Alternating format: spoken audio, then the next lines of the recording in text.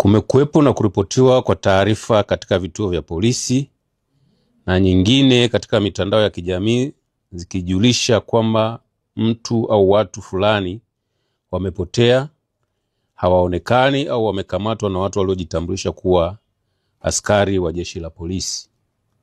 Jeshi la polisi linapopata taarifa hizo huanza uchunguzi wa kukusanya ushahidi kutoka vyanzo mbalimbali ili kupata ukweli wa taarifa ya nini kilichotokea, kwani hauwezi kusema moja kwa moja kuwa mtu aliyeripotiwa kupotea, kutekwa, kulazimishwa kupotea au kuuawa bila ya kupata au ya kumpata anayedaiwa kupotea na ushahidi wa kudhibitisha taarifa hiyo ya nini kilichomtokea. Kama alitendewa uhalifu, ni nani wahusika kulingana na sheria, kanuni na taratibu. Vile vile, kwa mujibu wa kifungu cha 117 cha sheria ya ushahidi sura ya 6 marejeo ya 2022, marejeo ya mwaka 2022 na kifungu cha 161 cha sheria ya ndoa sura ya 29 marejeo ya mwaka 2019, dhana ya mtu kuchukuliwa kuwa amekufa inapaswa kudhibitishwa na mahakama baada ya miaka 5 kupita kulingana na vielelezo na ushahidi utakaowasilishwa. Katika matukio ambayo yameripotiwa katika vituo vya polisi na uchunguzi wa kina kufanyika na walioripotiwa kupotea kupatikana wakiwa hai na wengine wakiwa wamekufa, hadi sasa ushahidi kwa baadhi ya matukio yameonesha sababu zake ni kujiteka, wivu wa mapenzi, imani za kishirikina, kugombea mali, kulipiza kisasi, kwenda nchi nyingine kujifunza misimamo mikali na kukimbia mkono wa sheria baada ya kufanya uhalifu. Miongoni mwa matukio hayo ambayo yamethibitishwa kwa sababu hizo ni pamoja na tukio la hivi karibuni linalomhusisha Sheikh Zuberi Saidi Nkoko, miaka 53, mwalimu wa dini na kiongozi katika taasisi ya Islam Foundation iliyopo mkoani Singida, ambayo pia inajishughulisha na shughuli za kuchinja wanyama. Katika tukio hilo, kupitia vyombo mbalimbali vya habari ikiwemo mitandao ya kijamii, kulisambaa taarifa za kutekwa kwa shehe huyo na watu waliowataja au waliotajwa kuwa ni askari wa jeshi la polisi tarehe 2 mwezi wa 6 2025 saa 5 usiku akiwa na kiasi cha fedha taslimu shilingi za Kitanzania milioni 42. Taarifa ya kupotea kwake pia iliripotiwa polisi. Baada ya uchunguzi, ilibainika kuwa Sheikh Zuberi Saidi Nkoko hakuwa ametekwa, bali alitengeneza tukio la uongo la kutekwa ili kukimbia madeni aliyokuwa akidaiwa na watu mbalimbali. Majina yao yamehifadhiwa kwa sababu za kiuchunguzi, yenye jumla ya shilingi za Kitanzania milioni 521 na laki 5. Sheikh Zuberi atafikishwa mahakamani baada ya taratibu za kisheria kukamilika. Baadhi ya matukio mengine yaliyohusishwa na utekaji wa watu vikihusishwa vyombo vya dola, lakini baadaye uchunguzi ukabaini kuwa vyombo vya dola havikuhusika kwenye matukio hayo, ni pamoja na tukio la tarehe 7 mwezi wa 6 2025 lililotokea katika kijiji cha Mtakuja, kata ya Nanganga, wilaya ya Ruangwa, mkoa wa Lindi, ambapo Rita Severini Ndambalilo, miaka 41, mkazi wa Dangote Mtwara, mfanyakazi wa kituo cha kuuza mafuta cha kampuni ya Specialized Petrol Station ya Mtwara, alikutwa akiwa ameuawa kwa kunyongwa na mtandio na kutupwa kando ya makarasha ya Wachina katika kitongoji cha Nahungo, kijiji cha Mtakuja, kata ya Malolo, wilaya ya Ruangwa.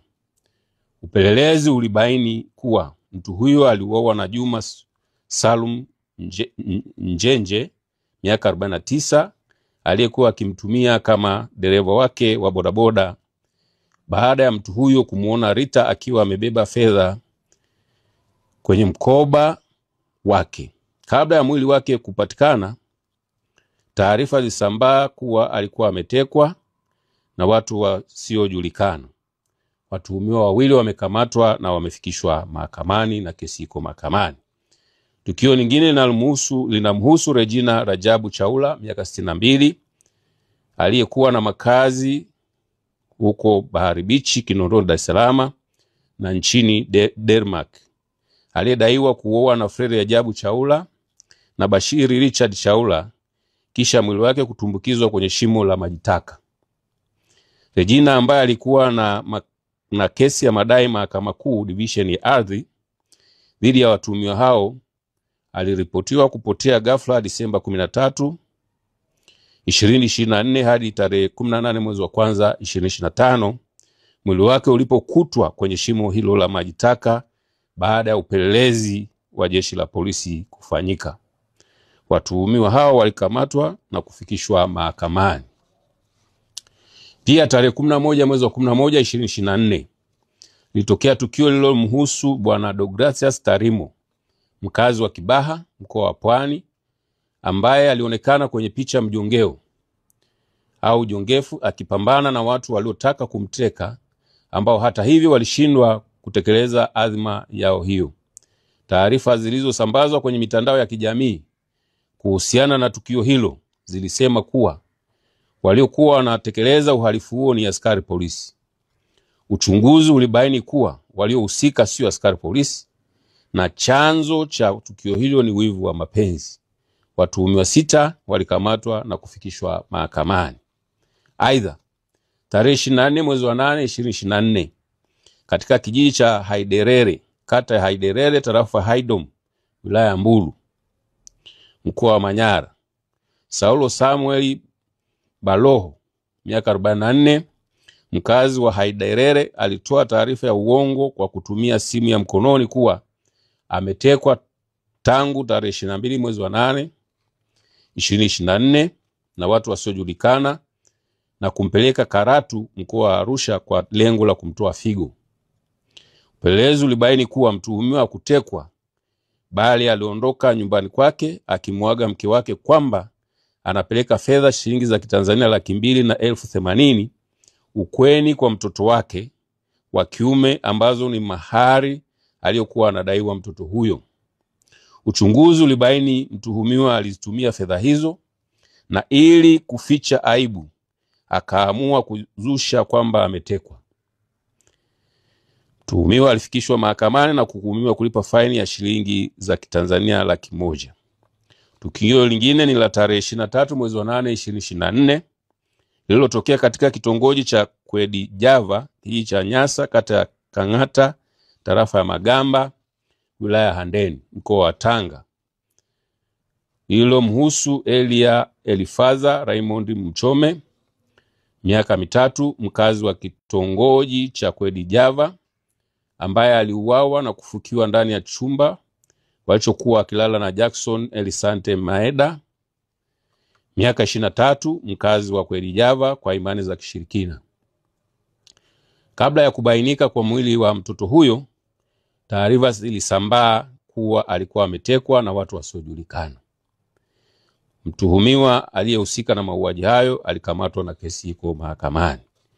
Pia tarehe 19 mwezi wa 8 2024 Ezania Kamana, miaka 36, aliyetoweka bila kufahamika mahali alipokuwa, alikutwa akiwa ameuawa na mpenzi wake aliyefahamika kwa jina la Abdalla Miraji Musa, miaka 42, kisha mwili wake kukatwakatwa na kuwekwa katika mifuko 4 ya sandarusi na kutupwa maeneo ya Ununio. Mtuhumiwa alikamatwa na kesi iko mahakamani. Kuna matukio ya watu 7 ambao waliripotiwa polisi Singida kuwa walipotea au walitekwa. Uchunguzi ulibaini tarehe 8 mwezi wa 8 2024 ulibaini katika kijiji cha Chalunyangu, kata ya Makuro, tarafa Mtinko, wilaya ya Singida, mkoa wa Singida. Watu hao ambao ni Samweja Sifaeli Saidi, miaka 22, na wenzake 7 waliuawa kwa kukatwa sehemu mbalimbali za miili yao kisha kunyofolewa au kutolewa baadhi ya viungo vya miili yao na kufukiwa kwenye mashimo tofauti tofauti na waganga wa kienyeji waliofahamika kwa majina ya Saidi Haji Msanga miaka 24, mkazi wa kijiji cha Migungu, pamoja na Kamba Kasubi miaka 34, wakishirikiana na wenzao 12. Aidha, baada ya ufuatiliaji ilibainika miili mingine mitatu iliyofukiwa wilaya ya Chemba mkoani Dodoma na kufikisha jumla ya watu 10 waliouawa na watu hao. Kabla kubainika miili yao, taarifa zilisambaa kuwa watu hao walikuwa wametekwa na watu wasiojulikana. Watuhumiwa 13 walikamatwa. Kesi iko mahakamani.